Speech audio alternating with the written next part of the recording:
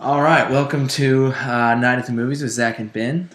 First of all, we are not movie critics, so just take that into consideration. But tonight we're talking about the highly critically acclaimed film of Shawshank Redemption. So before we go kind of digging into the finer points of the film, Ben, why don't you just tell us a little bit of overall of what you thought about it? Well, I thought when I was watching the movie, there was definitely I like how the fact that it's set in prison. I've always enjoyed that sort of thriller sort of vibe to it, sort of like Great Escape.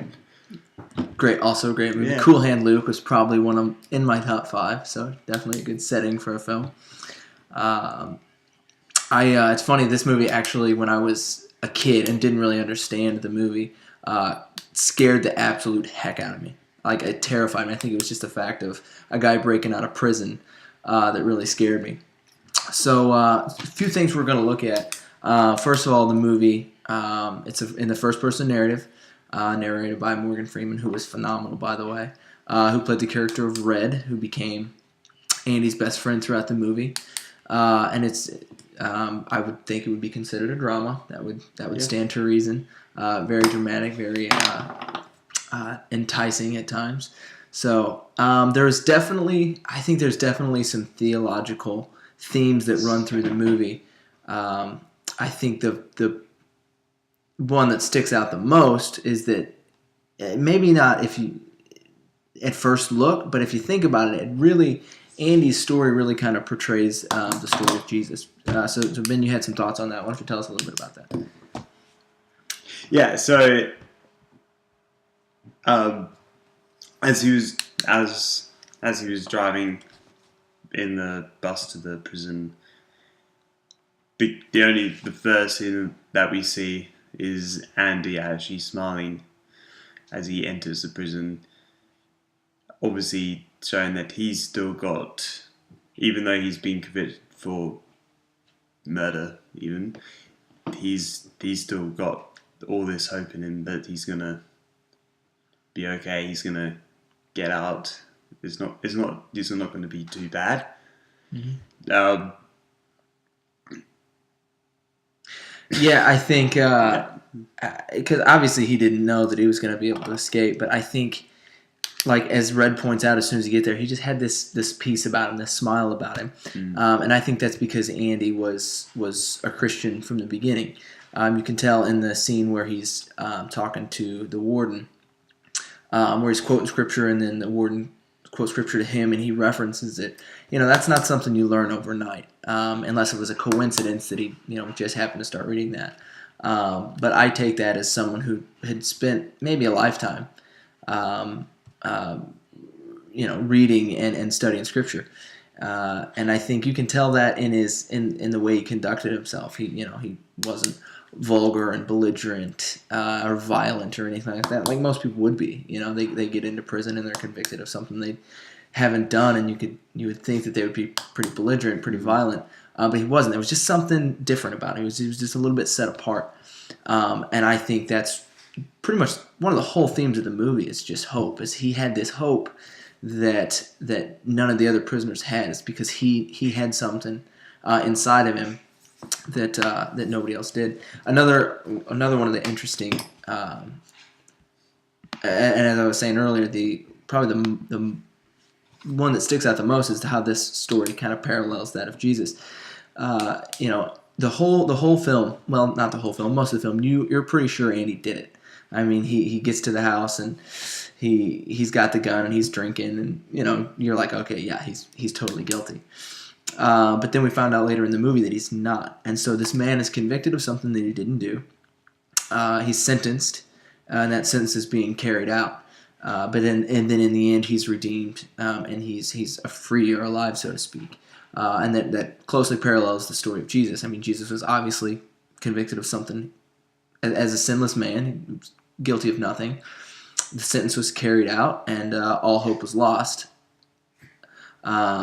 Except for those who believed in him. Even those who believed in him, hope was lost.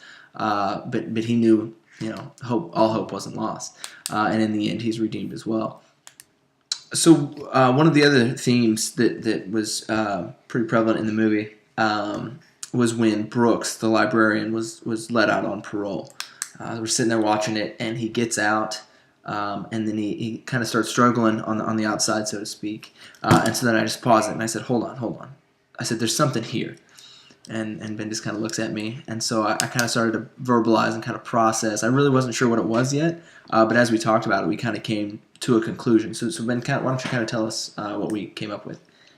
Yeah, so when he came out of the prison, he sort of made a few movements that shows us that he was struggling to accept the fact that he'd been let out. Mm-hmm.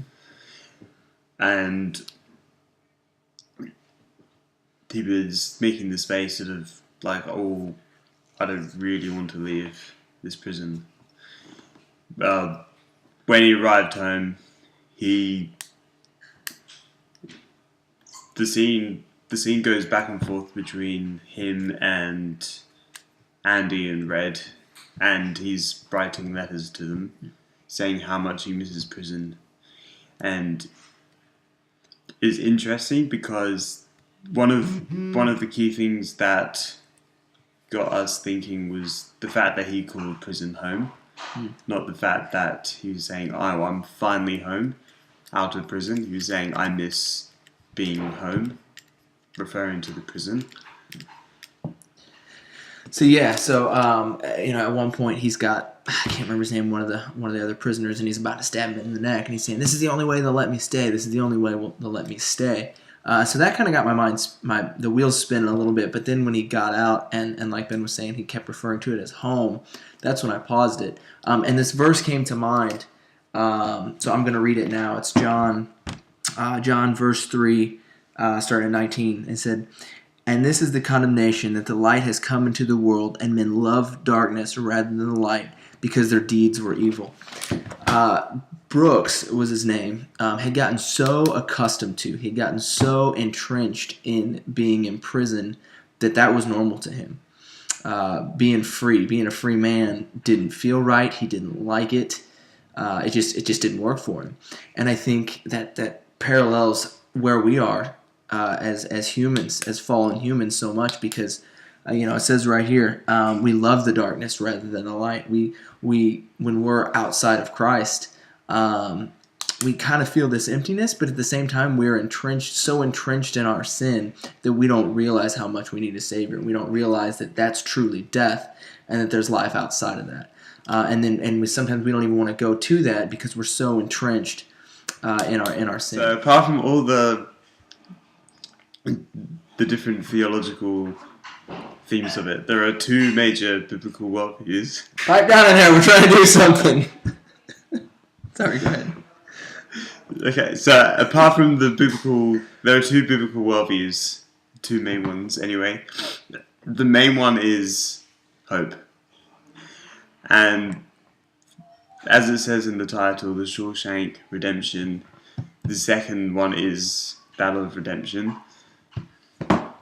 Yeah, obviously, as we've talked about for a good bit now, it's just that of hope. And he never lost hope, even when there was no reason for it. Seemingly, he was convicted of something he didn't do, and it was going to take him 600 years to tunnel out, and he wasn't getting out. Write it down. It just wasn't going to happen.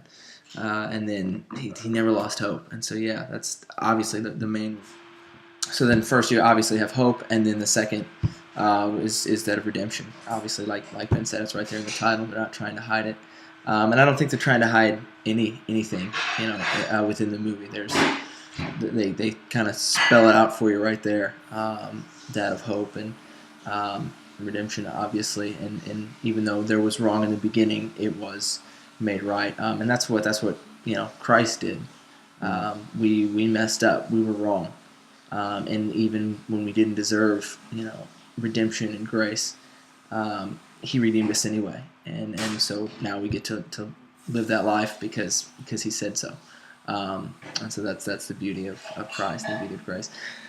Well, I hope you've enjoyed it, and tune in next time when we critique the new Care Bears movie.